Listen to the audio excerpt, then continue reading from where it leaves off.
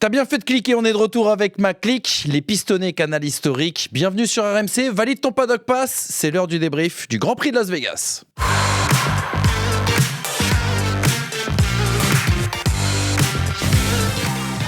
Salut les amis, ravi de vous retrouver pour ce nouveau numéro Paddock Pass, ton nouveau rendez-vous F1. Ça se passe bien sûr sur la chaîne YouTube RMC Sport et ça se passe bien sûr avec la crème de la crème du chroniqueur F1 en France et en francophonie. Et je vais commencer par monsieur Hamza Ramani. Comment ça va? Ça va très bien et toi? Eh bien super. T'es réveillé à l'heure? Dimanche, ouais, je me suis réveillé à l'heure. Ouais. Malheureusement, parce que 5h du matin, il faut l'assumer le dimanche. Mais écoute, voilà. On en a terminé avec les horaires américains, états-uniens, et c'est pas pour me déplaire. Tout à fait. En face de toi pour débattre, comme d'habitude, monsieur Brice Germain est avec nous. Comment ça va, Brice? Bien ou quoi? Mon gars de la West Coast. Ouais, What's up, man? Guess who's back? Back again. T'es content? Pour le suspense, oui. Après, je suis pas particulièrement un fan de Max Verstappen, mais c'est bien que les McLaren se prennent une petite compète, là, un petit sprint de fin de saison. Ouais, parce qu'on avait plus de travail limite à la fin du Grand Prix que pendant le Grand Prix. Mais la première question que j'ai envie de vous poser, les gars, ça y est, on y est, sprint final, dernier triple header de cette saison. Dernier triple header même, on peut le dire, de cette ère V6 hybride, ère de voiture à effet de sol 2022. On a bientôt terminé avec ce chapitre, on va pouvoir en ouvrir un grand et se projeter sur 2026 bientôt. Oui. Ouais. Très excité non, là.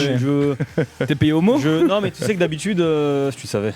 Je me souviens par exemple de 2021, généralement les fins d'air, on a des saisons assez palpitantes. Et là, moi, ça on en parlera en toute fin de saison, mais McLaren pour moi a un peu gâché la saison. Ah, ça c'est intéressant. Mais bon. J'ai hâte qu'on fasse un conseil de classe tous les trois pour débriefer bien sûr cette grande saison. On va nous débriefer le Grand Prix de Las Vegas. C'était la 22e manche d'une saison qui en compte 24. Voilà pourquoi on a un peu les traits tirés parce que les saisons sont de plus en plus longues et que on arrive bien sûr au terme de tout ça. Le petit sommaire, les 4 enseignements qui ont retenu l'attention de Paddock Pass, du club des passionnés de Formule 1. On les découvre tout de suite avec forcément la disqualification de McLaren qui sera bien sûr dans toutes les têtes et sur toutes les lèvres. McLaren viré du strip pour 0,12 mm. Oui, c'est la constatation et on en parlera dans quelques instants. On va parler de Verstappen, du jackpot, messieurs, dames. Non, je vais pas faire une imitation de Gilbert Bribois, mais on peut se permettre de le faire parce qu'on est bien dans le bendo, dans la maison mère. Hadjar, main moyenne pour une mise juste. Il n'avait pas forcément la meilleure voiture, notre Français, mais il a réalisé un week-end référence avec notamment une très belle collaboration avec Racing Bull. Et puis l'enseignement 4, ce qui se passe à Vegas reste à Vegas. C'est ce qu'on a l'habitude de dire lorsqu'on fait des dingueries. Et des dingueries, il y en a eu ce week-end. Sur le long du strip, on va parler bien sûr de sécurité, de direction de course et de choses qui nous ont choqués. Ça sera un coup de gueule pour terminer ce match. J'aurais dû regarder ton titre et j'aurais dû te donner Very Bad Trip. Ah oui. Ou Very Bad Strip. C'est vrai que ça aurait pu être pas mal. Mais bon, c'est pas grave. On se rattrapera l'année prochaine, bien évidemment, parce qu'il y aura du temps en 2026. C'est pas grave. Il n'y a pas de souci là-dessus. Les gars, le résultat de ce Grand Prix, justement, de Las Vegas. 50 tours pour consacrer Max Verstappen, sa 69e victoire en carrière. Ça ne vous échappera pas. Si vous avez regardé la course, que vous êtes rendormi depuis et que vous êtes réveillé et que vous avez tout de suite ouvert un Paddock Pass, n'oubliez pas, bien sûr, que les 2 McLaren ont été disqualifiés. Pas de Lando Norris à la 2e place, pas d'Oscar Piastri à la 4e, mais bien 2 Mercedes sur ce podium avec la remontée fantastique d'Antonelli. La première, Ferrari, c'est Charles Leclerc, il est 4e. Quelle performance de Carlos Sainz, 5e. Isaac Hadjar, premier français, 6e. Nico Hülkenberg qui retrouve du poil de la bête dans cette fin de saison, inscrit les 6 points de la 7e place. Lewis Hamilton, moribond, 8e. Et Esteban Ocon et Berman font le super coup de justement cette double disqualification de McLaren en inscrivant 3 points pour As. 3 points, vous le verrez un peu plus tard dans cette émission, qui pourrait être important. Les gars, dans ce classement, on est d'accord. Le coup de cœur du week-end, le coup de cœur de ce dimanche, c'est monsieur Andrea Kimi Antonelli. Dans sa manière de gérer les pneumatiques hard, oui, bien aidé par le fait que la dégradation a été bien moindre que prévu et le graining bien moindre que prévu. Néanmoins, si tu compares avec ce qu'a fait son coéquipier George Russell qui a ruiné ses pneus derrière Max Verstappen, le fait de ruiner ses pneus était possible. Et Andrea Kimi Antonelli, avec une expérience de 21 Grands Prix, a réussi à emmener un train de dur sur l'ensemble de la course et à ne pas faire ce deuxième arrêt qui lui était pourtant destiné au vu du moment auquel il a fait son premier arrêt. Donc oui, Oui, c'est un coup de cœur parce qu'il prend un peu d'épaisseur. Maintenant, il va falloir faire ça sur toute une saison, mais d'ores et déjà, oui, c'est prometteur. Et attention à George Russell, parce que Russell, il fait quand même une grande saison. Et si Anthony est capable de se mettre dans ses échappements dès la fin de saison, peut-être que l'année prochaine ou dans 2 ans, il sera capable de rivaliser avec ce qui est aujourd'hui pilote numéro 1 de Mercedes.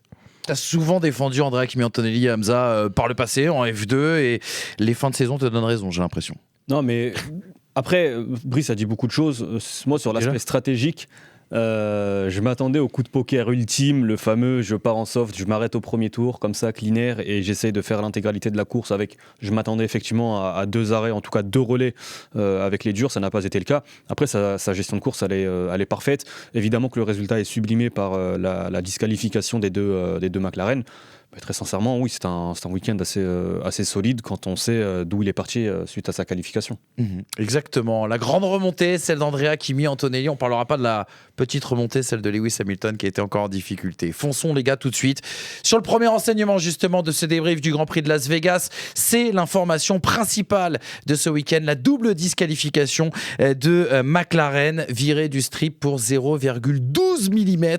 Oui, les détails, chaque détail a son importance, en tout cas en Formule 1. Un petit tableau justement pour récapituler un petit peu les faits, parce qu'avant de parler de sport, avant de parler de piste, on va parler de ce qu'il s'est passé à l'arrivée de ce Grand Prix, jour noir dans l'histoire de McLaren, et on va commencer notamment par expliquer quel est l'outil, la pièce on va dire au cœur de ce litige avec ce plancher. On vous a illustré 2 clichés pour que vous compreniez bien les choses avec bien ce plancher, vous le voyez, cette barre en bois, je vais le dire ainsi, en tout cas ce plancher qui sert à imposer une hauteur en fait minimale de caisse pour éviter justement que les voitures ne roulent trop près du sol. C'est pour une question bien évidemment de sécurité que ces voitures peuvent grâce à cet effet de sol emmener énormément de vitesse dans les virages, et c'est une manière pour les instances justement de limiter tout ça. Vous allez voir sur le cliché suivant que justement cette hauteur, largeur en tout cas maximum d'usure doit être justement de 9 mm. Il y a bien sûr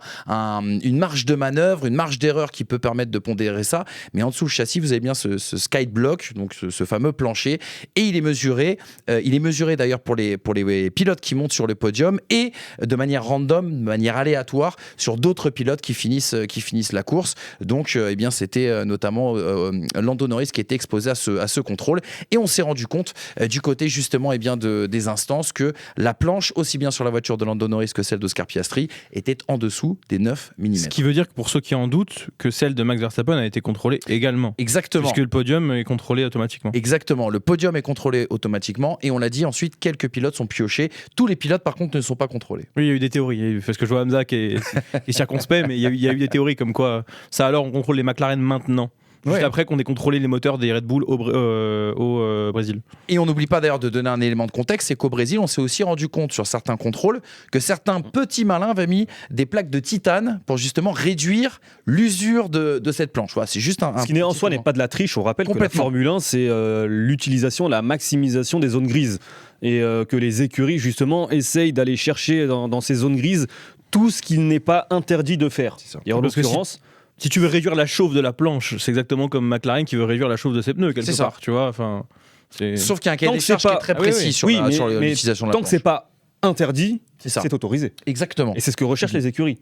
Exactement. Peut-être aussi que McLaren était dans l'œil du cyclone et du viseur, surtout suite à l'utilisation du titane, parce qu'on ne sait pas qui réellement a utilisé le titane. Mais ça, voilà, ça reste entre guillemets de la littérature. Il y a eu des premiers signes en course aussi, peut-être qui ont donné des indications à ceux qui sont censés assumer ces contrôles.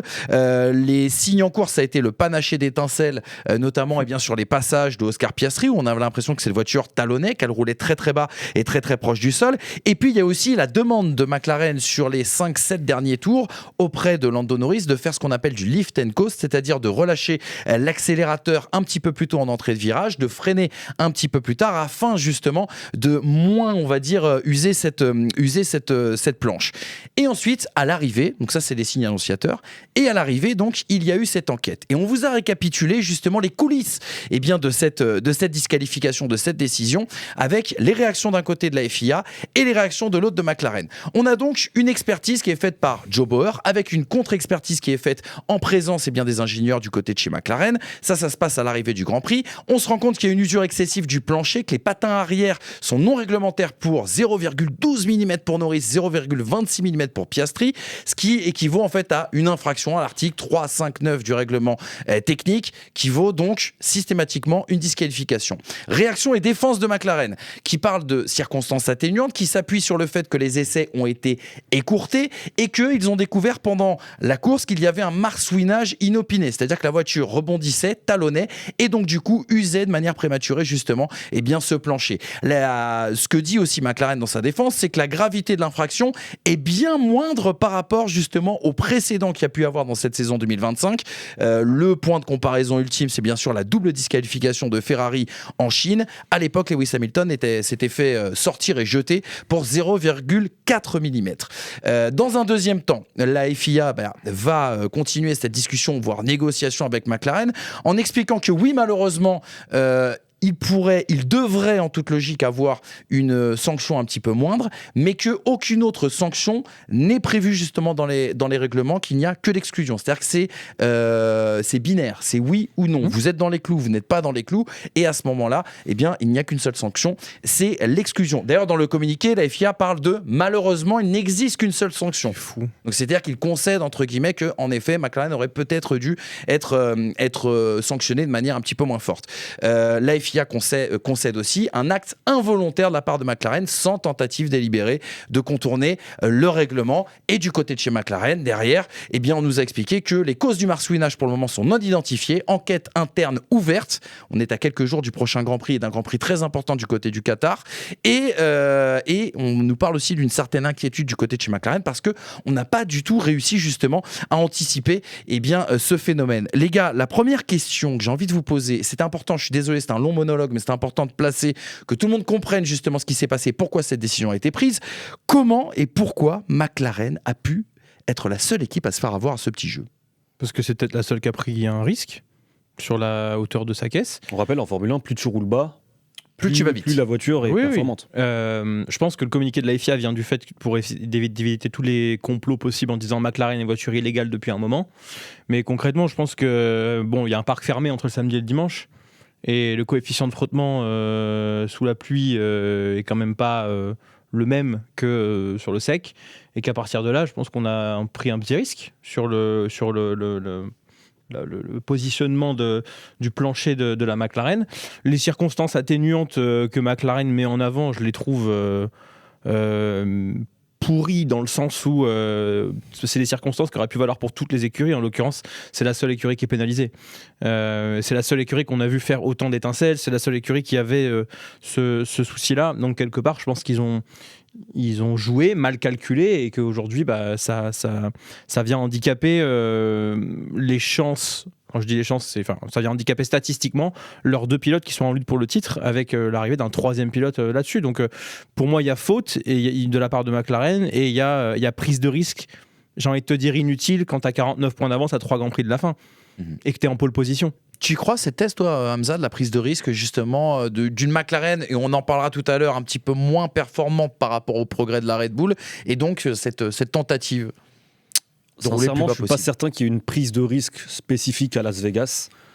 Je pense que c'est McLaren qui, depuis le début de la saison, a trouvé une manière de faire fonctionner la voiture, et que forcément, tu cherches à maximiser tous les...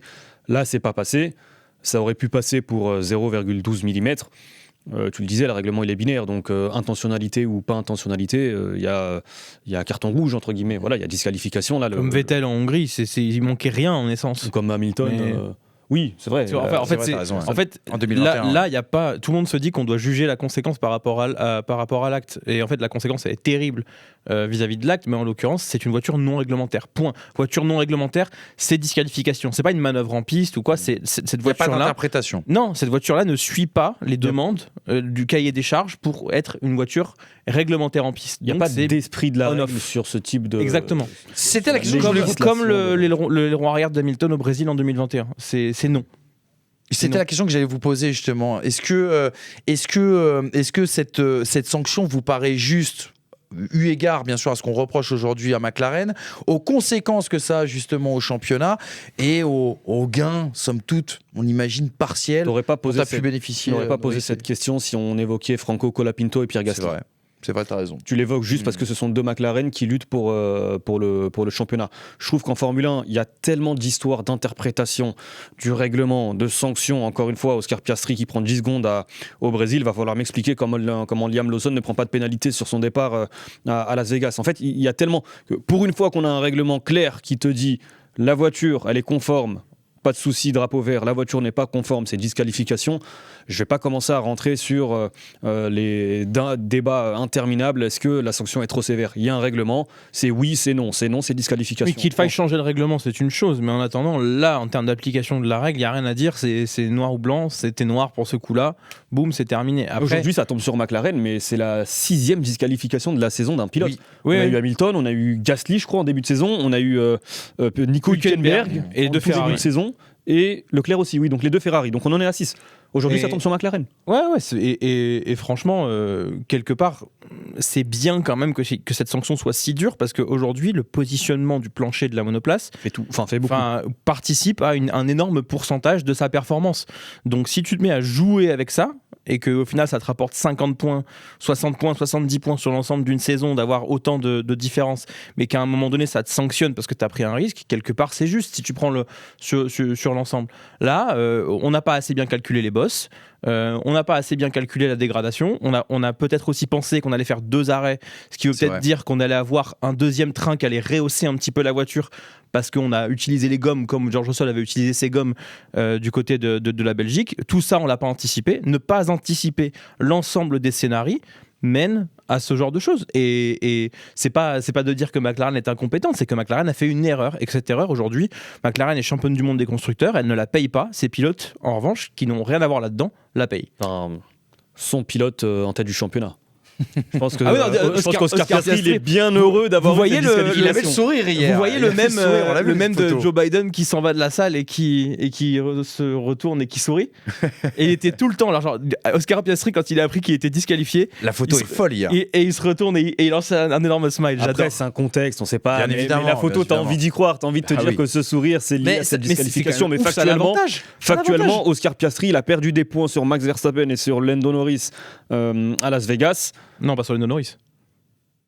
À l'arrivée de la course. Ah oui, finalement, la disqualification fait que il perd pas de points sur Lando Norris. Sur la tête du championnat. Et finalement, c'est la tête du championnat qui importe. Exactement. Les gars, qu'est-ce que ça dit quand même cette affaire sur la situation actuelle de McLaren ? Le fait que on puisse penser, qu'il y ait cette hypothèse en tout cas, qu'ils aient pu prendre un risque, et surtout qu'est-ce que ça va dire sur l'approche à venir de McLaren en vue de Qatar et Abu Dhabi ? Est-ce que justement on va prendre moins de risques et relever cette hauteur de caisse, quitte à ce que on tranche un petit peu avec la performance. On sait que Ferrari l'avait fait notamment en début de saison. On a quand même l'impression que à partir du moment où le problème du marsouinage n'a pas été identifié, à partir du moment justement où les conséquences comptables sont aussi importantes à l'arrivée de ce Grand Prix de Las Vegas, il peut y avoir même des conséquences sur les prochains Grands Prix côté McLaren. Je suis pas certain qu'il change fondamentalement la stratégie. Peut-être qu'il y aura un léger matelas de sécurité, mais même ça, j'en suis pas certain pour une raison simple, c'est que Qatar et Abu Dhabi, c'est 2 tapis. T'as raison. C'est très lisse. Il lance une bille, il y aura pas de mauvaise surprise. Ouais. Tu vois, donc finalement, je suis pas certain que y ait une. Alors, si jamais ils prennent une grosse marge de sécurité, c'est qu'il y a un vrai questionnement sur, j'allais dire sur la légalité de la voiture, mais même pas, parce qu'ils ont été contrôlés de toute façon à chaque Grand Prix lorsqu'il y a eu podium. Mais pas Piastri donc récemment. Pas Piastri donc récemment, mais finalement c'est Lando Norris aujourd'hui qui est en tête et qui importe. Il faisait partie du contrôle aléatoire, t'inquiète pas. Juste pour la petite. Oui, non, mais pour la petite pique. La petite flèche, quoi. Mais effectivement, moi je suis pas certain. Évidemment, c'est le plus important. Et après, il reste 2 Grands Prix. Et après, tu as un Max Verstappen qui revient dans la course au championnat. Maintenant, la configuration des 2 derniers tracés, tu vois, à l'époque où on finissait à Interlagos, j'aurais bien voulu voir à Interlagos sur les 2 derniers Grands Prix. Là, il y aurait eu un vrai questionnement, une vraie interrogation. T'as raison. Petite déclaration de Lando Norris, les gars, concernant ces soucis-là. Il nous a donné une information hier, Lando Norris, c'était dans le communiqué qui a été publié par McLaren suite justement à cette double disqualification. Lando Norris qui nous dit « Nous avons dû gérer la fin de course et nous savons maintenant que cela était dû à des problèmes sur notre voiture, ce qui a malheureusement entraîné notre disqualification. » Donc c'est bien ce problème de plancher que McLaren... c'est bien pour ça que McLaren a demandé à Lando Norris de faire du lift and coast en fin de course, parce qu'on nous avait dans un premier temps expliqué que c'était un souci de consommation d'essence en tout cas. Normal. Avant la pénalité, oui, tu peux pas le laisser. Tu peux pas le dire, bien sûr. Parce que la consommation d'essence, tu peux la manager, etc. C'est pas contrôlé, mais tu peux la manager. Tu laisses moins le doute ouvert avec ça que la planche. La planche. Ah non, mais clairement. Et il rajoute derrière, nous cherchons toujours à optimiser nos performances et nous n'avons clairement pas trouvé le bon équilibre aujourd'hui. Mine de rien, cette affaire, elle intervient aussi dans un week-end. Moi, je vais parler de week-end noir dans l'histoire même de McLaren parce que franchement, les conséquences, elles peuvent être terribles au championnat. Je sais pas si vous êtes d'accord là-dessus ou si j'en fais trop. Mais un week-end quand même globalement inquiétant. Regardez plutôt avec ces 3 points sur lesquels j'ai envie de vous relancer au-delà même de cette double disqualification. On a eu un Norris un petit peu de visage, impressionnant le samedi et si frustrant, si décevant sur le départ et cette tentative de move et de défense sur Max Verstappen. On a Piastri, cette spirale absolument infernale, aucune première ligne depuis le Grand Prix d'Italie et 6e Grand Prix sans podium qui faisait écho tout à l'heure, et cette MCL 39 qui, mine de rien, n'est clairement plus dominante, qui n'était pas la voiture la plus rapide ce dimanche, qui n'avait pas en tout cas vraisemblablement le meilleur rythme. Ça a été avoué du côté de chez McLaren, ça a été dit aussi du côté de chez Red Bull. Sur ces 3 points-là, lequel vous inquiète le plus ? Moi, je suis d'accord qu'avec un seul des 3 points déjà. Mais... Ah bon ? Oui, pareil. Le dernier point, je suis pas d'accord parce que c'est Las Vegas. Spécificité de Las Vegas, il fait froid, c'est l'hiver. Dans le contexte de Las Vegas. Et Norris va quand même chercher la pole. Si Norris réussit son premier virage, je suis pas persuadé que pareil, Norris. Exactement, je suis pas persuadé que. Et d'ailleurs, Norris dit à la radio en début de course que ma voiture, que ma voiture, mais Andrea Stella, il a aussi dit des bêtises par le passé et très récemment, on en a parlé. Et puis Hamza, de toute façon, il va être futur team principal. Donc je le souhaite. Je le souhaite. Je suis pas sûr que tu viennes dans mon équipe, mais je le souhaite. Je sais que tu me recruteras pas, mais c'est pour ça que je créerai une autre équipe. Ah, concurrence. Autre point sur Lando Norris. Je trouve beaucoup de sévérité, je trouve, sur son départ. Puis c'est pas parce qu'il y a l'aspect technique et puis il y a l'esprit. Et moi, je me focalise davantage sur l'esprit avec cette volonté tout de suite de fermer sur. On a les images, on peut le mettre en ligne si vous voulez. Voilà. Alors, oui, effectivement, il s'est piégé comme un rookie qui découvre Las Vegas. Finalement, on sait maintenant, on a 2 ans d'expérience, c'est la 3e année, donc le 3e départ. Donc il a pu quand même s'appuyer sur ses 2 précédents départs à Las Vegas en Formule 1. Oui, il n'y a pas beaucoup d'adhérence, mais moi, je salue d'abord son comportement, venir tout de suite fermer, montrer une agressivité. Enfin, rappelez-vous, il n'y a pas si longtemps, Lando Norris, il traînait cette statistique du nombre de pole positions jamais convertis par ne serait-ce que finir le premier tour en tête. Tu vois, donc là, dans l'esprit, il y a cette volonté de se montrer très dur, très ferme face au concurrent principal qui est Max Verstappen. J'allais dire le hasard. C'est pas frustré qu'il n'aille pas au bout ? Non, mais techniquement, on est d'accord que cette défense est ratée à partir du moment où tu te retrouves au large et tu te fais dépasser par 2 voitures. Maintenant, pour moi, le plus important, c'est l'esprit. Et ça correspond à ce que je vois de Lando Norris depuis quelques semaines maintenant. Et il en parle assez souvent, Brice, justement, sur cet état d'esprit de conquête. Tu vois. C'est pas quelque chose... Il y a 6 mois... Sincèrement, je suis pas persuadé de retrouver un Lando Norris dans cette position-là. T'as raison. T'es d'accord avec ça ou pas, Hamza ? Brice, pardon, excuse-moi. Ouais. Mais je pensais qu'on en allait parler en 2e plutôt, parce que c'est plus. Pour moi, c'est plus le côté là, Verstappen-Norris psychologiquement que j'ai envie d'analyser sur ce move-là, plutôt que McLaren en soi. Du coup, pour revenir à tes 3 points, Piastri, je suis tout à fait d'accord avec toi. Il y a un gouffre qui s'est créé. Même s'il a manqué de réussite ce week-end, faut quand même le préciser. Aussi bien sur ce qui se passe au premier virage et sur la qualification avec le drapeau jaune. Ouais.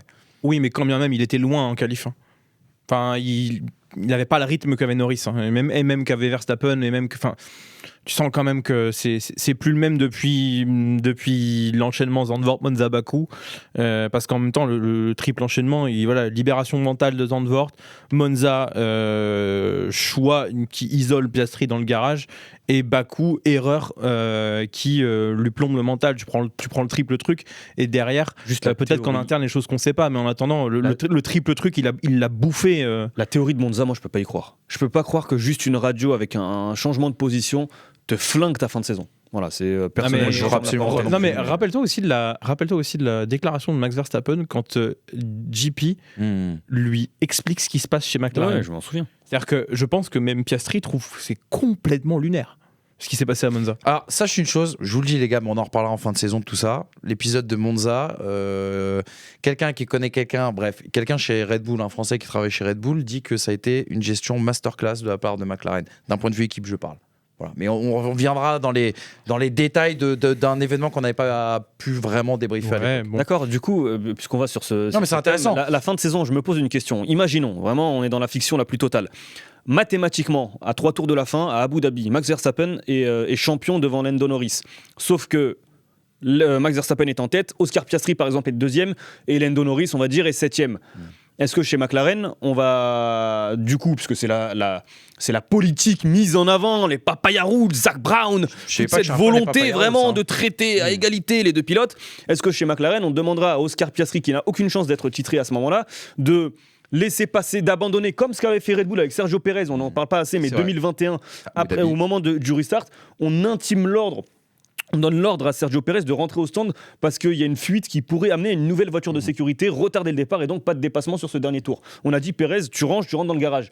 Est-ce qu'on tenterait quelque chose comme ça ou est-ce que vraiment on laisserait Max Verstappen être champion plutôt privilégié Ils l'ont dit, on préfère ne pas être champion. Mais les gars, la question elle se pose même plus là-dessus. Il ne reste que 2 grands prix à vivre. C'est est-ce que les pilotes désormais suivront les consignes? C'est juste ça la question. Il n'y aura pas de consigne. Non mais complètement. Il n'y aura pas de consigne. Zach Brown il a dit il n'y a pas de consigne. Deux pilotes, une erreur de pistolet qui fait un arrêt à 4 secondes au lieu de 2-5 et alors là c'est dramatique et du coup ça vaut une position gagnée. Juste pour préciser sur les performances quand même de la McLaren. Andrea Stella, je sais que vous le croyez ou vous le croyez pas. En plus, c'était sur Lando Norris TV. Donc il était chez Ferrari. C'était sur Sky Sports hier. Il dit on doit reconnaître que Red Bull et Verstappen étaient plus rapides ici. Cela aurait été intéressant de prendre la tête pour profiter de l'air propre. Oui. Mais Max était plus rapide que nous et je ne suis même pas sûr que nous aurions pu garder la tête avec ce que Verstappen a montré aujourd'hui. Laurent Mekies a confirmé aussi, Max a confirmé aussi que vraisemblablement l'équilibre qui a été trouvé sur la voiture le dimanche sur les longs relais semblait leur offrir un avantage important, en tout cas par rapport à McLaren. Ouais, mais c'est même dans un cas précis, comme tu l'as dit. C'est la même situation que Bakou pour moi. C'est la même situation que Bakou. C'est le même genre de circuit. Je pense que la McLaren a quelques avantages dans certains virages rapides et certains virages lents, mais globalement sur les virages 90 degrés et sur les grosses lignes droites, la Red Bull a réussi à faire le taf qu'elle devait faire. Non, moi je pense que c'est circonstanciel aussi au fait qu'il n'y a pas de cramage de pneus et qu'à partir de là, la McLaren n'a pas besoin d'étendre ses relais et de montrer la solidité qu'elle a sur la régularité d'un relais. Donc non, je pense encore une fois que c'est circonstanciel et on avait annoncé quand même en avance que Las Vegas, le monde de la F1, que Las Vegas était le dernier circuit compliqué pour McLaren. C'est vrai. Mais Qatar et Abu Dhabi n'est pas censé être compliqué pour McLaren. Donc le fait que la voiture ne soit plus dominante, oui, elle n'écrase plus la concurrence. Mais la Red Bull, il y a certains circuits où elle est moins forte que la McLaren et elle ne se base que sur Max Verstappen. Et c'est assez drôle parce que je ne sais pas si vous avez vu l'interview de Max Verstappen sur Sky Sports, mais Sky Sports, ils arrivent et ils disent Max, vous avez gagné, vous avez fait une course incroyable, vous aviez une super voiture, non? Et Max regarde Sky Sports et dit ouais, une super voiture? et sur Sky Sports il répond non mais j'ai aussi dit un grand pilotage. Ah ouais. Et en fait il faut aussi remettre ça en... Il faut arrêter cette zumba de Red Bull et aujourd'hui a une voiture qui permet à Max Verstappen de jouer le championnat. Factuellement, sur les 3 quarts de la saison, McLaren avait la meilleure voiture et de très loin. Bien sûr. Donc que Max Verstappen aujourd'hui soit en lutte pour un championnat, à mes yeux, c'est de l'ordre de l'inacceptable pour McLaren. La seule chose qui a changé, c'est que McLaren n'est plus dominant partout, alors qu'avant, elle l'était partout. Et puis, il faut noter les progrès dans la compréhension de son package et sur l'optimisation du côté de Red Bull. Que l'écart se réduise sur l'ensemble de la saison, il n'y a pas de problème. Maintenant, quand même, McLaren doit prendre ce titre pilote. En fait, elle s'est mis les pieds dans le tapis toute seule et aujourd'hui, elle arrive à une situation où il y a 24 points d'écart alors qu'il devrait y en avoir 100. Même avec les problèmes méca, même avec les problèmes de planche. George Russell qui, je crois, 96 points de retard aujourd'hui, c'est l'écart qu'on aurait dû avoir entre le pilote McLaren en tête du championnat et le meilleur autre pilote. T'as raison. Week-end noir dans l'histoire de McLaren, j'en fais trop les gars. Oh mais non. Le procès Senna, Suzuka. Non mais si tu perds le titre là-dessus, si tu perds ton titre pilote là-dessus. À mes yeux, moi lorsqu'on fera le bilan, si Norris n'est pas champion, si Piastri n'est pas champion, le perd sur cette situation de Las Vegas, ce sera pas forcément la situation que je retiendrai en priorité. On n'y est pas encore. Ferrari perd le titre. J'attends de voir les 2 derniers Grands Prix parce qu'ils seraient capables de nous pondre encore de nouvelles folies. Mais pour moi, il n'y a a pas de. En fait, si, il y a une conséquence mathématique qui est non, dure, mentale aussi. mais pour moi, c'est pas, je retiendrai pas Las Vegas, hein, vraiment. Mentale aussi. Parce que avoir Verstappen à 24 points et l'avoir à 49, c'est pas la même. Hein. Et bien sûr. Mets-toi à la place de Lando Norris, qui monte dans son avion, il a combien, 42 points d'avance? Non. Attends, oui, 42. Oui, 42. Ouais. Il a 42 points d'avance. Il monte dans l'avion, il a 42 points d'avance sur Max Verstappen. Il atterrit, il en a plus que 24. Il a pu prendre ça va faire bizarre quand même. Dans l'avion, lui, il a le Wi-Fi. Hein. À 12 €, tu veux dire? À 12,90 €. Même à 80, il n'y a pas de problème, je pense. Il a la 5G. T'as peut-être raison. Je pense même qu'il monte dans l'avion. À voir sa tête quand il a quitté le circuit, je pense qu'il monte dans l'avion, il a pas pris. Il y a surtout moyen que l'avion soit le même que celui de Max. C'est-à-dire que. J'aurais bien aimé tu sais le Max Verstappen podcast, là, la cool room. Tu t'imagines dans l'avion, là? Did you say that? On aurait bien terminé. Non, mais ils le savent, à partir du moment où on a eu cette première enquête, tout le monde le savait, même derrière la télé. On connaît ce type de situation et ce qu'elles engendrent en termes de sanctions. Il y avait 99% de chances que ça... En fait, c'est déjà constaté. Derrière, c'est juste la FIA qui va aller officialiser et reconstater. Tu sais pas sur une attente de alors est-ce que ce sera 5 secondes, 10 secondes, 20 secondes de pénalité. Et sachant que l'expertise avait donné un chiffre et la contre-expertise a permis de voir que le plancher était encore plus usé que ce qu'avait donné la première expertise.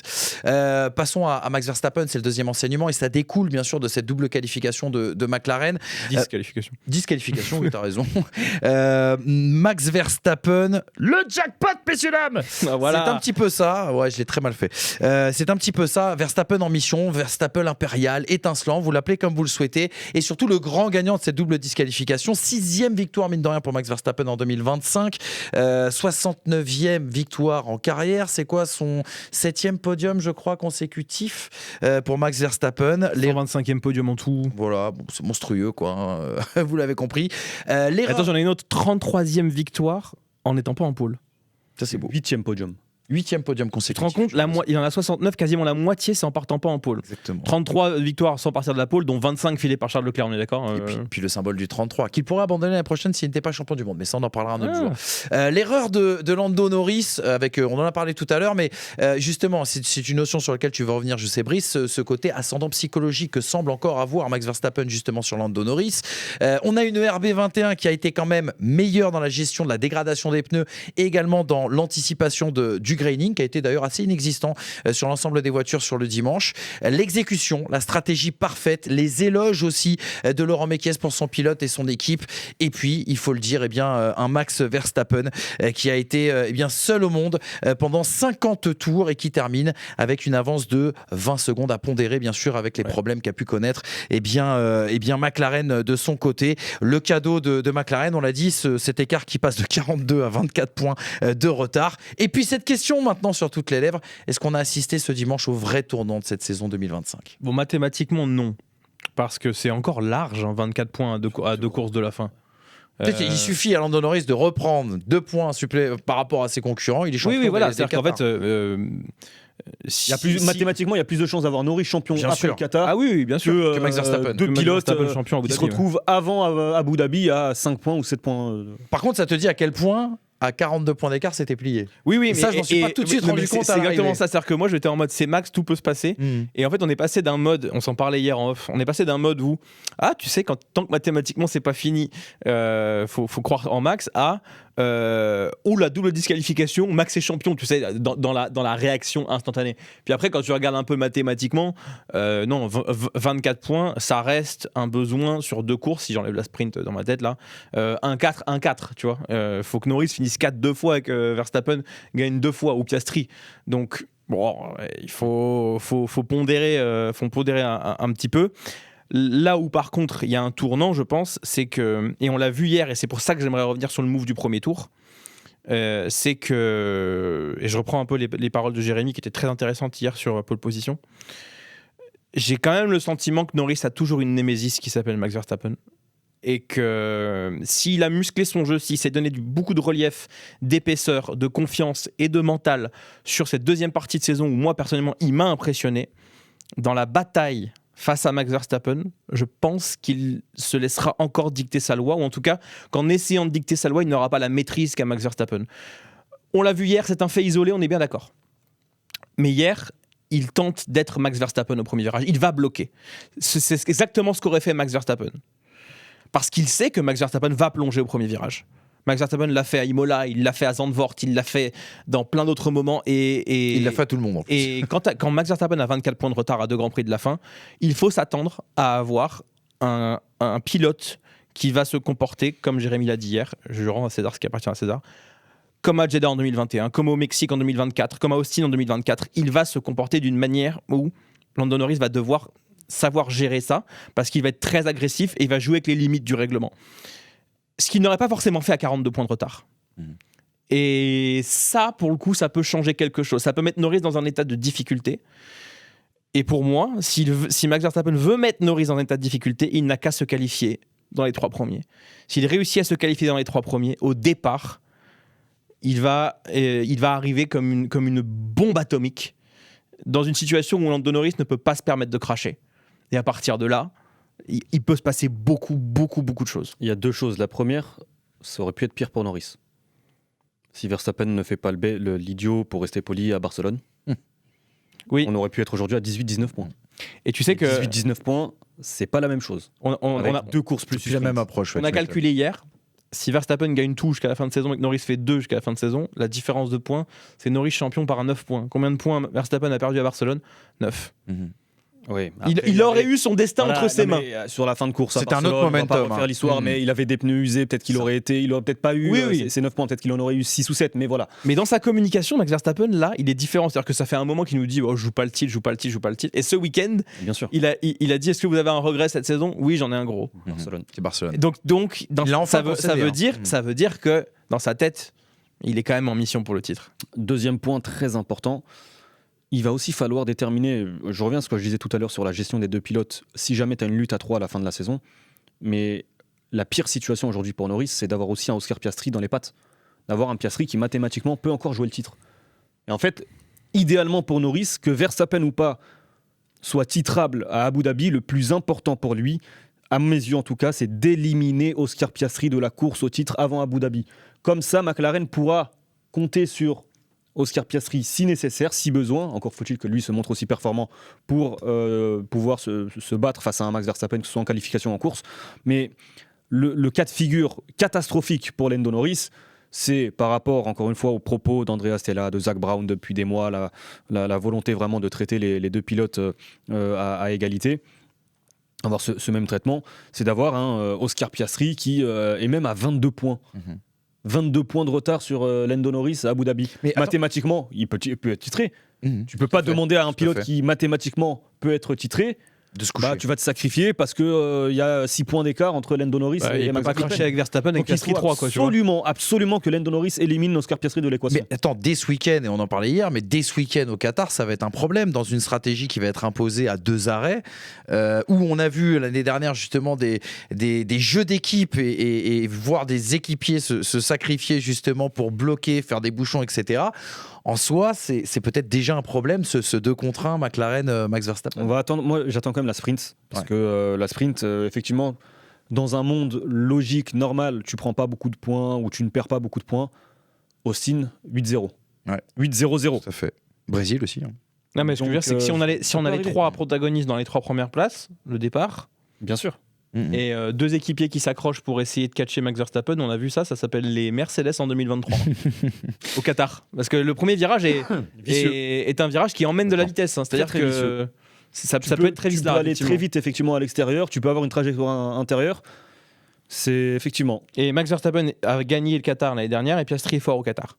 Et là, Oscar Piastri, justement, lui, il peut aussi plonger dans rester derrière l'aspiration d'un Verstappen qui rentre dans la tête de Norris. Et se dire, moi en l'occurrence, parce que par rapport à la forme du moment, Oscar Piastri, c'est un miracle qu'il soit encore là. Cette disqualification est une aubaine pour lui. Oscar Piastri, à mes yeux, doit être dans une optique vraiment de... tu joues ton va-tout. Le tout pour le tout. Et lui peut se montrer dur face à Lando Norris, alors qu'effectivement, tu le rappelais très justement, Lando Norris, dans ses batailles directes, que ce soit face à Verstappen, face à Norris ou n'importe qui, si Russell demain veut aller forcer pour aller chercher une victoire, il peut pas se permettre de perdre des points sur un crash. L'approche ne sera pas la même. L'approche de Max Verstappen, parce que c'est le sujet de ce deuxième enseignement, c'est intéressant, on vous a exhumé 2 petites citations. Alors la première, c'est l'aspect devin de Max Verstappen, au micro justement de Manon David sur Canal+. Il dit, alors il n'est pas au courant à ce moment-là qu'il y a une enquête qui est ouverte, il dit, ce qu'il me faut pour être champion, de la chance, parce que l'écart est tellement énorme en termes de points que McLaren peut adopter une stratégie défensive pour maximiser les points et les chances de titre. Ça, c'est juste avant la sanction. Donc voilà, il a eu le nez creux, en tout cas, l'ami Max Verstappen. Ils n'ont même pas fait à Las Vegas dans la course. Exactement. Être défensif. Oui, c'est ça. Un petit peu quand même. C'est ce qu'a expliqué Andrea Stella à l'arrivée de la course. Non, mais après, dans la gestion notamment du deuxième relais, où ils n'ont pas trop poussé, notamment sur le rythme de Oscar Piastri, ni sur celui de Lando Norris, parce qu'ils avaient l'impression d'être inférieurs et qu'ils ne voulaient pas prendre le risque justement d'un problème de fiabilité. Ils lui mettent une radio en lui disant Go get Max. Si c'est pas agressif, ça. Après, c'est une radio qu'on a entendue, tu sais, dans la réalisation, et vraisemblablement, il y a eu plus d'appels au calme dans la radio que de véritable velléité d'aller attaquer. Max qui dit aussi sur Viaplay, c'est toujours intéressant les interviews de Max Verstappen sur Viaplay. Viaplay, c'est le diffuseur néerlandais, parce que généralement, c'est là où il se lâche un petit peu plus. Il dit, cette année a été agaçante à certains moments. Oui, pouvoir vivre ce genre de fin de saison pour nous est incroyable. Il faut donc en profiter, car c'est un énorme boost de motivation pour tout le monde. Et c'est pour cela que ça fonctionne pour moi, justement, en ce moment. On a vraiment l'impression, et ça tranche avec ce que tu viens de dire, en effet, Hamza, sur ce que peut faire, ce que ne peut pas faire Lando Norris. Max Verstappen, on a l'impression qu'il est complètement libéré. Il n'a pas de risque, il est libéré psychologiquement, il a déjà connu un titre, il n'a rien à perdre. Il s'attendait même à un moment donné dans la saison à ne plus jouer ce titre. C'est que du bonus, non ? Ça me fait rire parce que tu dis Verstappen libéré psychologiquement. Comme s'il avait été pris. Exactement, à un moment, il était sous pression. En fait, il a rien à défendre. Il a rien à défendre. C'est ça, mais par rapport aux autres, c'est ça que je veux dire. T'imagines la pression sur un Piastri. Moi, je suis une McLaren, c'est une torpille pour moi à côté. Bien sûr, mais en fait, le Max Verstappen que l'on va avoir dans cet état d'esprit sur les 2 dernières courses, je suis pas certain qu'il soit différent de celui qui avait débuté la saison à Bahreïn, en Australie ou en milieu de saison, tu vois. Non, mais j'ai quand même l'impression que ce sera le même qu'au Mexique l'année dernière. Tu vois, genre le tout pour le tout. Et parce qu'en fait, il sait que ça lâchera en face. S'il est champion, ce n'est pas normal. Et il le sait. Non, mais bien sûr. Et rappelez-vous quand même, je sais plus qui disait ça, mais très justement, que le seul pilote avec lequel Max Verstappen n'imposait pas sa loi, c'était Charles Leclerc. Il se battait pas de la même manière. Et je crois que lui-même a avoué dans un podcast. C'était Monsieur Loup, Jérémy, dont tu parlais tout à l'heure. Non, mais je veux dire, c'est Max qui l'a dit lui-même à un moment donné. Et je pense effectivement que si c'est Norris et Piastri encore, on avait vu à Miami qu'il savait à peu près aller mettre les roues là où il fallait. Encore est-il que c'est pas le même momentum de saison et que ça se trouve il est plus capable de faire la même chose. On sait pas. Mais Verstappen, à un moment donné, il fera la politique Alonso Schumacher Suzuka. Il fera la politique du si tu freines pas, moi non plus. Donc, et comme tu sais que je freinerai pas, tu vas freiner. Et... La soumission. Non, mais c'est ça. Et je pense qu'ils ont intérêt vraiment. L'intérêt de McLaren, c'est que Verstappen se qualifie le plus loin possible. Enfin, qu'on le voit pas. Parce que s'il est au contact. Oui, mais ça, c'est pas. McLaren n'est pas. Gestionnaire du rythme de qualification de Max Verstappen. Mais pour autant, je suis Red Bull. Ils ont plus un coup à jouer avec un Oscar Piastri. Écarter Piastri de la course au titre. C'est plus ça l'intérêt de McLaren. Ils le feront pas. Ils le feront jamais. Wait and see. On a 2 semaines pour voir et constater. On en parlera dans cette émission. Juste. Peut-être qu'ils l'ont déjà fait. Garde tes billes pour le conseiller de classe. Tu remets un billet de 500 € là. Verstappen.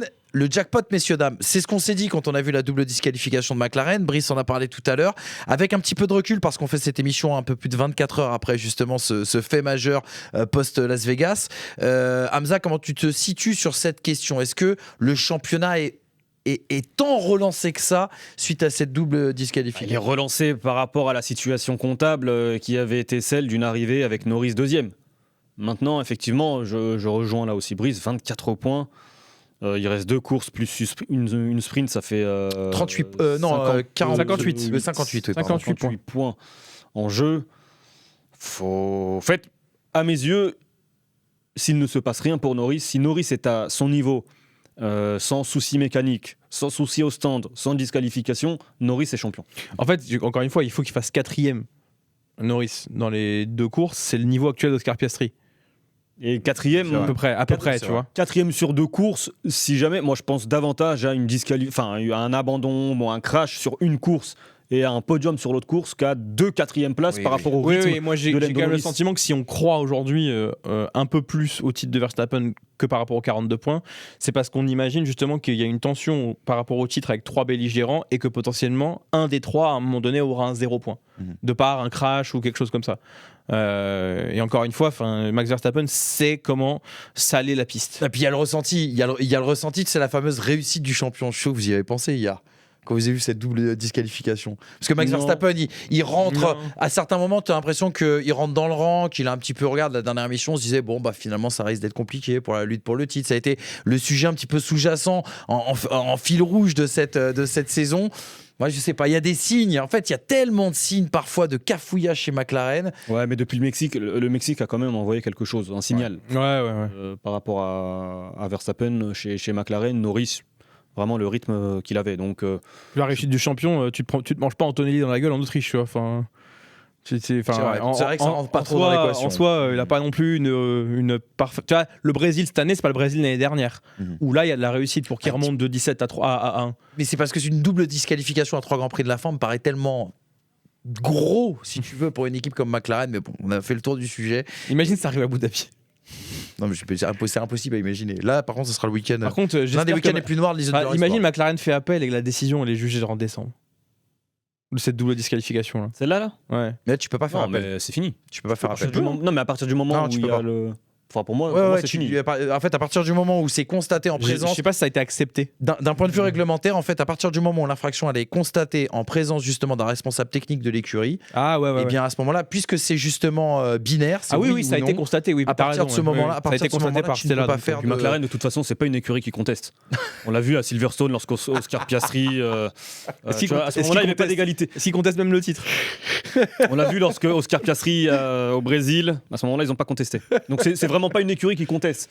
Généralement, on accepte la sanction et on se projette exactement. On se projette sur le week-end. On accepte la sanction. Faut qu'on parle d'Antonelli à un moment donné, mais bon. C'est l'esprit Papaya Rules, quoi. Tu vois, c'est tout ça. On referme cette large page, bien sûr, dédiée à la lutte pour le titre, et on va en ouvrir une autre. On va parler d'un Français. On aimerait le voir jouer le titre, lui, justement, dans les années à venir, mais on va lui laisser le temps. C'est Isack Hadjar, qui, mine de rien, n'avait pas une main incroyable. Il avait une main plutôt moyenne avec les qualités de sa Racing Bull ce week-end, mais il a fait la mise juste, et c'est l'un des grands gagnants de ce Grand Prix du côté de Las Vegas. Petit rappel des faits, Isack n'avait jamais roulé du côté de Las Vegas. C'était pas le seul, bien évidemment, mais c'est important quand on connaît toutes les difficultés et les problèmes notamment de météo et de grippe sur la piste. On va y revenir dans le 4e enseignement. Il a eu peu d'essais, une adaptation express. Ils ont fait aussi avec son équipe des choix techniques payants. Il assure sa 3e Q3 consécutive, la 14e dans cette saison. C'est énorme. quand même une stat absolument extraordinaire. Sa voiture avait un rythme quand même assez léger pendant la course, presque même un petit peu décevant en long relais, c'est ce qu'il a dit en descendant de la voiture. Mais il y a eu une stratégie et une exécution qu'il qualifie de meilleur week-end de l'année. Et ça, c'est important parce qu'on a pu fustiger parfois les erreurs aussi, que ça soit au stand ou dans les choix stratégiques de la part de Racing Bull. À l'arrivée, c'est son 3e top 6 cette saison. Il est 9e actuellement du championnat des pilotes. Moi, je voulais tout de suite vous lancer là-dessus, les gars. Quand on connaît les circonstances de ce week-end, on est obligé de penser à justement quelque chose que nous dit souvent Isack sur son approche, sur son travail, en dehors de la piste, sur sa relation justement aux ingénieurs. Et je trouve qu'on a avec ce résultat le symbole parfait d'un pilote qui grandit et d'une équipe qui progresse aussi aux côtés de son grand talent. Est-ce que j'en fais trop ? Est-ce que vous êtes raccord avec ça ? Moi, je trouve que c'est une performance typique Isack Hadjar. Oui, mais après, Isack est quand même très dépendant de son matériel. Enfin, tu vas me dire, le poncif que je viens de sortir.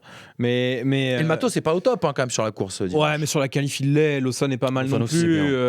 Est-ce que c'est pas les conditions ? Est-ce que c'est pas le choix stratégique ? Les conditions, certes, mais en attendant, la Ferrari était cataclysmique dans ces conditions-là. Qu'on dise que la voiture n'a aucune importance sous les conditions, c'est pas vrai, elle en a moins. Mais en attendant, elle a une importance. Et si la Racing Bull avait un équilibre avec ses wets et qu'elle était conduisible, ça n'est pas le cas d'une Ferrari, par exemple. Donc non, dire que son matériel n'était pas bon, je suis pas forcément d'accord. Après, c'est plus l'importance de la qualification vis-à-vis de la course qui fait que derrière, tu as le sentiment forcément de surperformance. Là où il est surperformance, c'est qu'il arrive à tenir le rythme de Piastri, à se défendre par rapport à Piastri et Leclerc derrière lui, et qu'il tient la roue de Carlos Sainz, qui lui se fait un peu oublier par George Russell et Lando Norris. Donc moi, c'est plus ce premier relais que je trouve énorme, solide. Un premier relais qu'on a vu similaire à celui de Zandvoort, où au final, il sait tenir la roue à ce moment-là. Il sait manager ses gommes quand il est justement à moins de 2 secondes et qu'il a de l'air sale, alors qu'il y a quand même des Cador, une McLaren et une Ferrari qui le suivent. Et à partir de là, suivant le moment de l'arrêt, effectivement, il est un peu tributaire d'un undercut, d'un overcut, d'une stratégie. Mais globalement, s'il fait son premier relais correctement, l'équipe n'a plus qu'à aligner l'arrêt pour le faire positionner en 6, 7, 8e position. Et c'est ce qui s'est passé. Qu'Isaac soit content, je le comprends parce que il se qualifie 8 alors qu'il aurait pu se qualifier 4 et qu'au final, le rythme de la course aurait dû l'emmener plus loin que 8e. Et au final, il termine avec une 6e place avec la DSQ. Mais ce que fait Isaac Hadjar, c'est ce qu'il fait depuis, comme tu l'as dit, le début de la saison sur les courses où il a un matériel qui lui convient. Et ça prouve et ça donne un signe à Red Bull que c'est un pilote sur lequel il faut compter pour la régularité et mettre des points. Ce qui n'est pas forcément le cas de Lawson ou Tsunoda. Même à l'époque, chez Racing Bull, vous avez des performances qui étaient en dents de scie. Isaac, quand même, il n'a pas beaucoup de week-ends où il est mauvais quand même. Ouais, il a eu je crois, alors, d'un point de vue comptable, et encore une fois, on n'est pas sur Flash Résultat, je crois qu'il y a 2 périodes un peu compliquées dans cette saison où il a 3 Grands Prix. C'est arrivé 2 fois, 3 Grands Prix sans marquer le moindre point. Cet été, il faudra se replonger dans les circonstances. Ouais. Ouais, complètement. Hamza, ton avis sur ce week-end de Isaac, justement? Ouais, il est quand même corrélé à la performance de la voiture, et ce que disait Isaac, c'est justement le côté prudent dans l'aspect stratégique, parce qu'il s'attendait à plus de graining. Et ce qui est intéressant quand même, c'est de voir à quel point il est, et je vais dire, ils auraient dû au pluriel être, avec Liam Lawson, être en capacité quand même de marquer quelques points intéressants quand tu es dans cette lutte pour le championnat de la 6e place. Si tu as 2 pilotes qui te font un 12-13 points, c'est quand même assez intéressant. Donc Liam Lawson s'est raté sur son départ, mais je retiens quand même que la qualification des 2 pilotes, elle est extrêmement solide, dans des conditions pas évidentes, avec une piste changeante, puisque tu démarres en pneu pluie et que tu termines en intermédiaire, mais je ne vais pas dire que c'était sec, mais c'était quand même très très peu humide.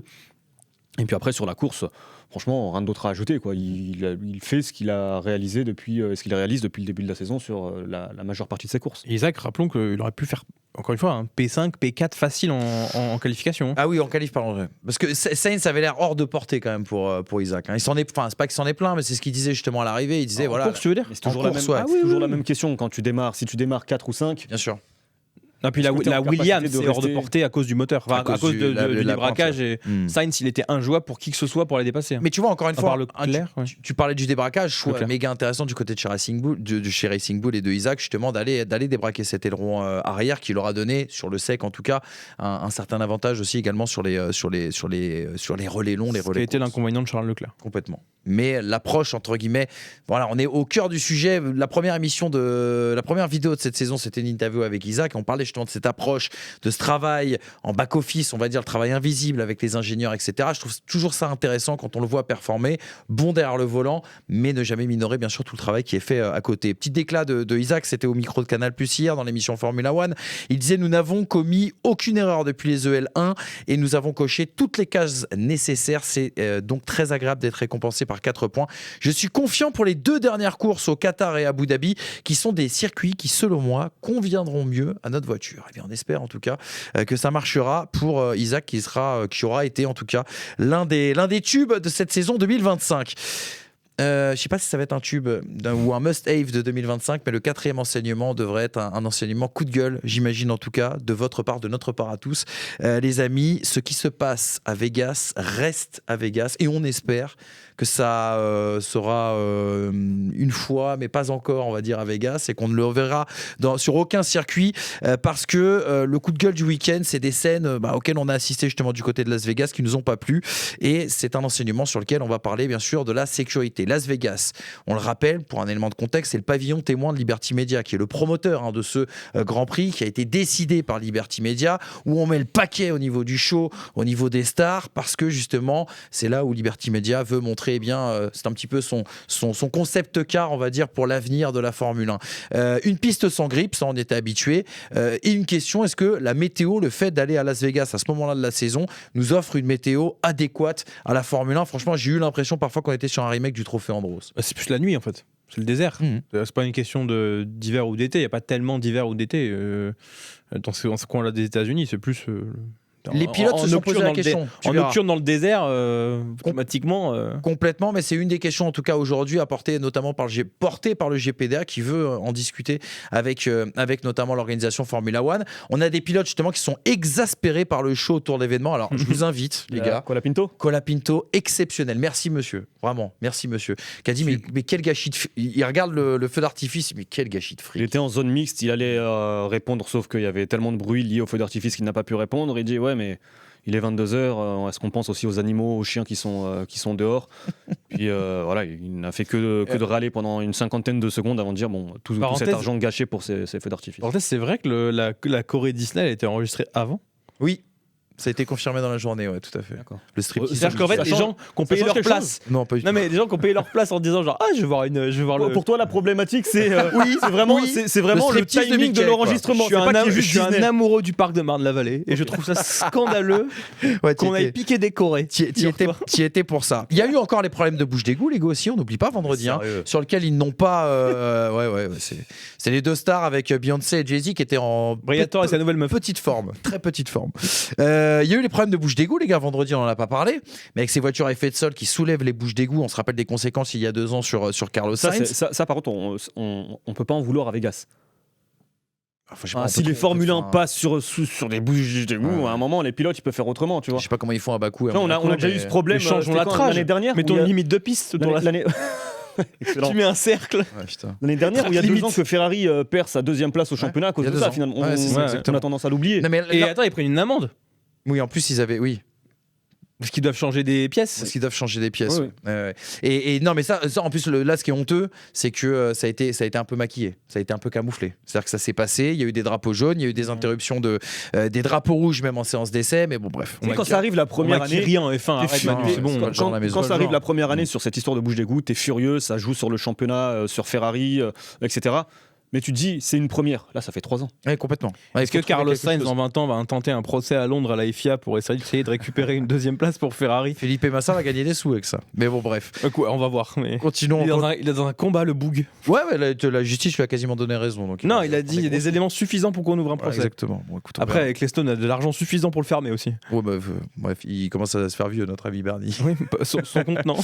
Il y a cette question aussi, parmi les autres points qu'on a listés, ils sont tellement nombreux. Les commissaires sur la piste au premier virage sur le premier tour, la grue sur la piste aussi pendant la Formula One Academy, et la drôle de communication de la FIA qui nous dit non mais il n'y a aucun problème les gars, ah non mais c'était maîtrisé, ah non mais on sait ce qu'on fait, ah non mais on sait ce qu'on fait, c'est quand même incroyable. Et puis le week-end qui s'est terminé sur un coup de gueule, on vous mettra tout ça à la fin de cet enseignement, le coup de gueule de Fernando Alonso, masterclass, merci monsieur, encore un Oscar, un César, on vous donne toutes les récompenses, je souscris à tout, et il va un petit peu plus loin Fernando Alonso parce qu'il parle de la cadence infernale et de ce calendrier qui est quand même, pardonnez-moi l'expression, mais mal branlé, et de la cadence qui attend les pilotes là, sur les 2 dernières semaines. Surtout, on est bien d'accord que donc ils nous ont fait cette année un calendrier plus régional. Après, mais que de la gueule, tout le monde rentre. Non, mais après, tu as des difficultés liées au contrat où Las Vegas, j'imagine, doit être comme Abu Dhabi à payer pour être mais c'est ça qui critique les pilotes aujourd'hui. Mais on a eu déjà des changements et on continuera à avoir des changements. Je crois que dès l'année prochaine, Monaco lâche sa date traditionnelle par rapport au Canada, où il y a une inversion, ce qui permet au Canada d'enchaîner les Grands Prix en Amérique du Nord avant d'arriver en Europe.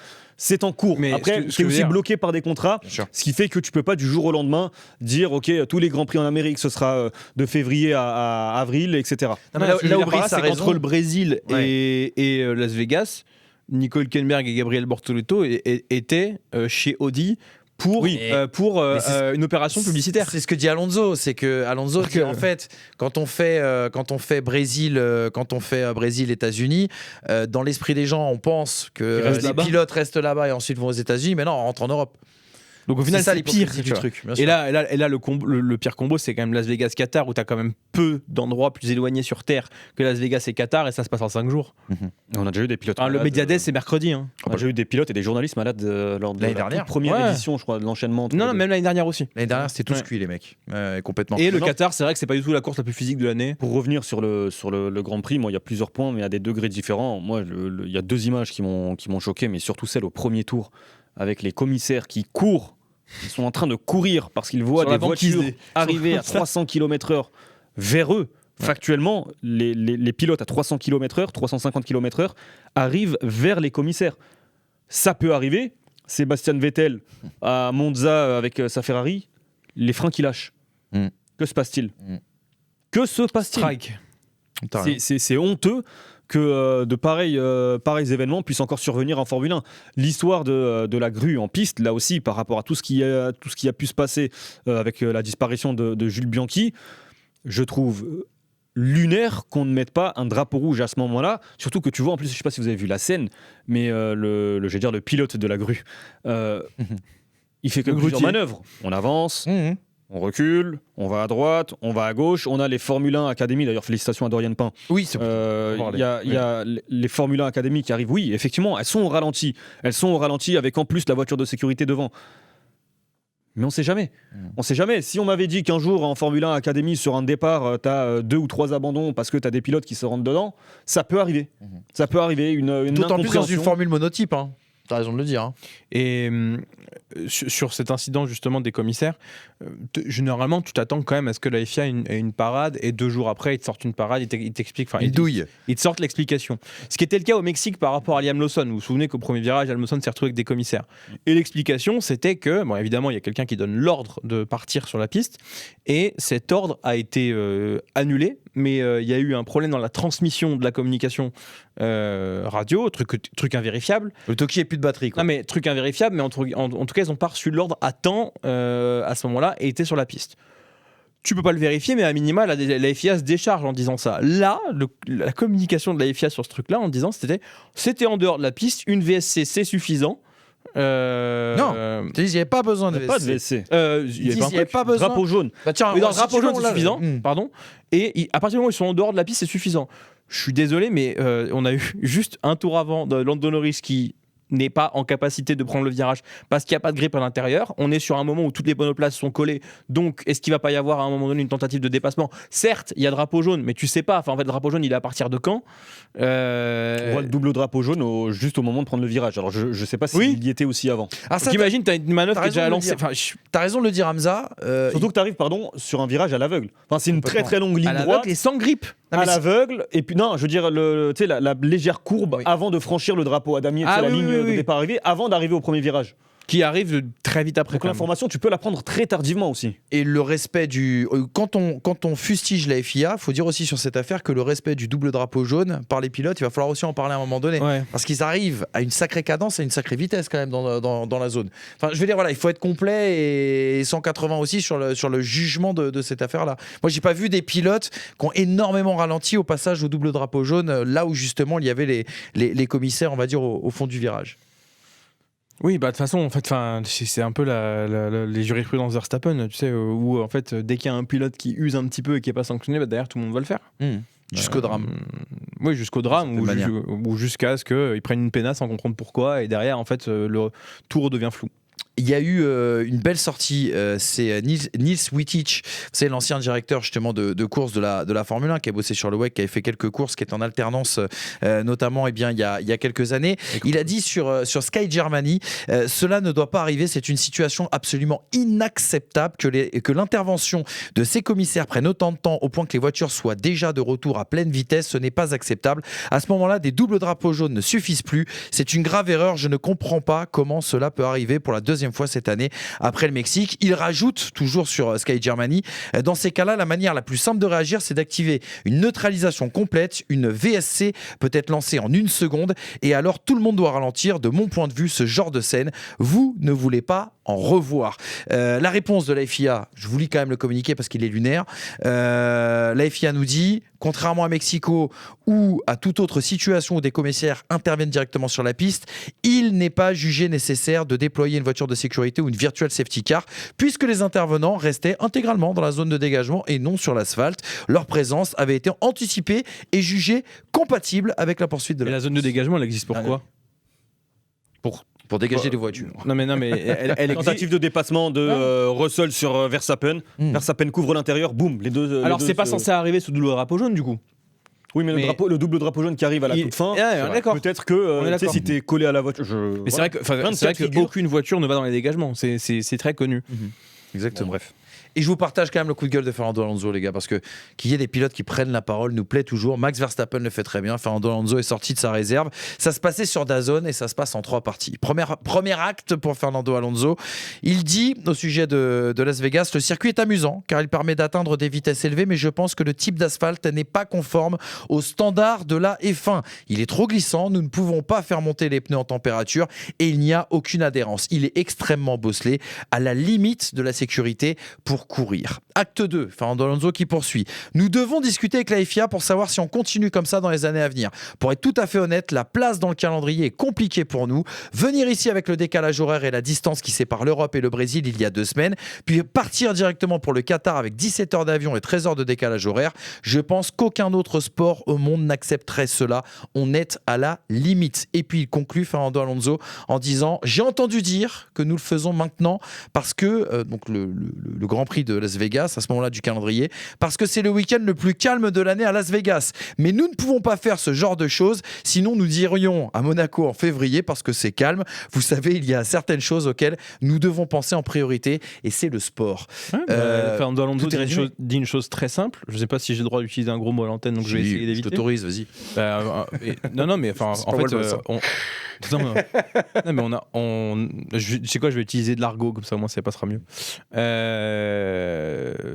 Hello, on n'est pas les termes de la femme. Ouais, c'est ça. Et on n'est pas là pour tapiner pour la femme, on n'est pas là pour se montrer pour la femme. Vous voulez gagner de l'argent en fait avec votre sport Formula One, à un moment donné on est des athlètes et concrètement vous nous mettez à risque. Et preuve en est que sur les fins de saison il y a beaucoup d'erreurs d'erreurs même de mécaniciens, etc. Et qu'on n'a pas encore eu jusque-là de problème qui est arrivé jusqu'à la santé des gens, en tout cas connu. Si, en soi. Quand tu tombes malade entre 2 déplacements, parce que mais en fait, qu'est-ce que tu veux corréler ça à ça ? Je veux dire, le jour où on aura un pilote qui en fait tombera dans les pommes dans la voiture au Qatar en plus, hein, tu fais 17 heures d'avion, 13 heures de décalage horaire, pour des conditions tu te tapes extrêmes. Et du coup, la femme va rejeter ça sur les températures du Qatar. Mais en attendant, c'est humain. Et à un moment donné, on a un pilote qui fera le meilleur métier du monde, qui sera payé 50 millions d'euros et qui va te dire j'en peux plus, je suis en burn-out et je veux arrêter. Et c'est pas le but. Enfin là en fait t'as quelques, je suis désolé je vais faire mon coco, mais t'as quelques oligarques ok Arlette Laguiller. Non mais t'as quelques oligarques à la femme qui sont en train de s'en mettre plein les fouilles sur le dos de la célébrité et du talent de 20 mecs. C'est très sincèrement. Les directeurs d'écurie aussi, enfin c'est tout un microcosme. Ah oui, Toto Wolff il est un peu au milieu, je suis d'accord, mais en même temps ramène les dividendes. Comment tu te situes, Hamza, sur cette question ? En vrai, simple, elle est valable pour la F1, mais elle serait valable pour le foot, elle serait valable pour beaucoup de sports aujourd'hui. On a un Grand Prix à virer, pour moi c'est Las Vegas. Ouais. Point. Ah, Miami. Ouais, ce que j'allais te poser la question. Non, mais je suis d'accord sur l'aspect calendaire et tout. Las Vegas, il regroupe toutes les difficultés. Tu vois, Miami, à la limite, tu peux te dire, c'est une période où, ok, tu peux avoir un peu de pluie, ça peut. Bon, ok, la piste, elle est c'est l'une des pires de la saison, pour ne pas dire la pire. Voilà, Las Vegas, on va être très clair. Que ce soit Las Vegas ou Miami, d'ailleurs, ça bénéficie de cette image parce que ce sont les États-Unis. Voilà. Moi, je me souviens de ce que l'on disait dans les pistonnets et ce qui avait été dit et ce qui était dit à l'époque lorsque c'était Sochi en Russie. J'avais entendu des propos totalement justifiés sur le tracé en lui-même, sur l'incohérence d'aller là-bas à un moment où, en plus, les tribunes très rapidement se sont montrées assez vides, année après année. Il y a plein de destinations. Bon, après, tu as des destinations où il y a une passion pour le sport qui est en train. En l'occurrence, Las Vegas, c'est un Grand Prix qui n'est pas fait pour où le sport n'est pas la priorité. Et pour moi, c'est bon, après, pour moi, de toute façon, j'ai aucun pouvoir dessus, malheureusement, sinon la Formule 1 s'en porterait mieux. Mais Las Vegas, effectivement, pour moi, s'il y a un Grand Prix à virer, c'est Las Vegas. 2 informations, il y a un truc, tu viens de m'y faire penser. La semaine dernière avait lieu, les gars, la conférence de presse, mais elle n'est pas publique. Hein, c'est trié sur le volet pour y aller. Chaque année, Liberty Media fait une conférence de presse pour parler justement de l'aspect business en Formule 1. C'était en présence de Stefano Domenicali qui nous a parlé. Alors, on n'y était pas. Il a changé de bateau cette année. Voilà, exactement. Et Domenicali a dit que les États-Unis étaient prépondérants dans la stratégie de la Formule 1 à l'avenir parce que justement, il y a aux États-Unis plus de femmes que d'hommes qui regardent ce sport et donc une nouvelle cible et quelque chose de très important pour le business. Bon. Mais quel est le rapport entre avoir un nouveau public aux États-Unis et te pondre 2 bouses en termes de pistes? Non, mais je suis d'accord. Quel est le rapport? Complètement. Il y a tellement d'argent, construit un vrai circuit à Miami. Construit un vrai, ou va sur les circuits historiques, mais là je sais que j'en demande trop parce qu'il y en a tellement en plus aux États-Unis, mais rien ne t'empêche, avec tout l'argent du coup manifestement que les États-Unis mettent sur la table, construit un vrai circuit de Formule 1. Arrête d'aller en ville, là on va voir Madrid l'année prochaine. Mais ils ne veulent pas, ils veulent des endroits où tu peux faire du business. Et aller ailleurs n'est pas un endroit où tu peux faire du business. Et dans cet esprit-là, et cette information n'a pas, je trouve à mon goût, n'a pas été assez repris, et j'en parle parce que je sais que tu es l'un des grands défenseurs d'un Grand Prix en Afrique, la piste africaine pour le moment a été annoncée par Liberty Media, a été totalement abandonnée. Voilà. Il n'y a pas d'argent, manifestement. Ça va dépendre. En fait, tu sais, ça peut aller très vite. En mars, tu peux avoir un Domenicali qui arrive en disant. Essayer de faire bouger, je sais pas. Un Domenicali qui arrive en disant le Rwanda arrive et met 60 millions sur la table. C'est possible. Après, il y a peut-être une. Je sais pas. Quand tu vois la diplomatie actuelle du Rwanda, Il y a eu des discussions entre Paul Kagame et Domenicali. Donc en fait, ça m'étonnerait pas. Domenicali fait des effets d'annonce parce que concrètement, sa boîte est cotée en bourse. Mais à côté de ça, s'il y a un mec qui arrive et qui dit 60 millions, il dit non, on a toujours voulu, ça était toujours dans les plans. T'inquiète pas, il saura trouver une pirouette. De toute façon. Complètement. Les gens qui ont assisté à ça, en tout cas, étaient assez surpris que la page africaine soit refermée comme ça d'un coup sec et de manière assez ferme et sans parce qu'il y a pas. Et puis pour ceux qui seraient choqués que l'on parle de Rwanda et de la Formule 1 vis-à-vis de la situation et de la politique de Paul Kagame, etc., je vous invite à voir toutes les nouvelles destinations que l'on a eues en Formule 1 sur ces 10-15 dernières années. Et celles qui sont annoncées aussi, tu as raison, complètement. On rappelle, de toute façon, on l'a déjà dit dans cette émission. Bolsonaro était là, on a failli avoir un Grand Prix à Rio en plus d'Interlagos. La Formule 1 est l'un des seuls sports à être en Afrique du Sud pour l'apartheid. Aujourd'hui encore, on est aux États-Unis, donc finalement. Complètement. Voilà, c'est malheureusement historique aussi d'un point de vue Formule 1 et business. Voilà en tout cas pour les 4 enseignements. Je pense qu'on a tout résumé les amis sur ce Grand Prix de Las Vegas. On a pris le temps comme d'habitude et on espère avoir été clair et divertissant comme à chaque fois. Petit point comptable avant de se quitter, le classement justement des pilotes, le classement des écuries aussi, on va regarder tout ça. La situation se resserre, 24 points d'écart entre Lando Norris et Oscar Piastri, mais également avec Max Verstappen. On le sait, George Russell ne peut plus être titré et on constate aussi une lutte assez intéressante pour l'accessit au top 10 avec notamment Isaac Hadjar, Nico Hülkenberg. On n'a pas parlé de Williams, excellente performance bien sûr de Carlos Sainz, les difficultés actuellement d'Alex Albon, mais ça va être passionnant jusqu'au bout à ce niveau-là aussi. Et puis les conditions, on le rappelle aussi pour Lando Norris pour être titré dès le Qatar, prendre 2 points de plus que Oscar Piastri et Max Verstappen à l'issue du week-end du côté de Losail. Voilà les amis, on a à peu près tout dit. Classement aussi des écuries. Il y a encore un petit peu d'enjeu, mine de rien, avec cette bataille pour la deuxième classe qui commence à être scellée et gérée par Mercedes. Ouais, puis le double DSQ de McLaren qui fait très mal au classement, puisqu'ils sont à 325 points d'avance. C'est dramatique pour McLaren. Moi, je pensais plutôt aux 22 points d'Alpine. C'est un record pour une écurie dernière au classement championnat. Exactement. Même si Sauber en met le triple. Tu sais, je me demande si c'est pas voulu de la part d'Alpine. Une vieille stratégie, tu sais, une vieille recette tanking. De Flavio Briatore. Exactement, un peu de tanking. Par contre, vous l'avez vu, la lutte entre Haas, Aston Martin et Sauber, elle risque d'être pas mal. Mettons quand même Racing Bull aussi également dans le mix. À voir. En tout cas, Aston Martin qui a perdu beaucoup de plumes avec cette histoire de. Enfin, beaucoup de plumes, j'en rajoute, j'en mets des caisses, mais Aston Martin qui est le grand perdant de la double disqualification. J'avais pas regardé, j'avais pas vu quand même que Ferrari s'est fait mettre 57 points par Mercedes en l'espace de 2 Grands Prix ou 3 Grands Prix, quoi.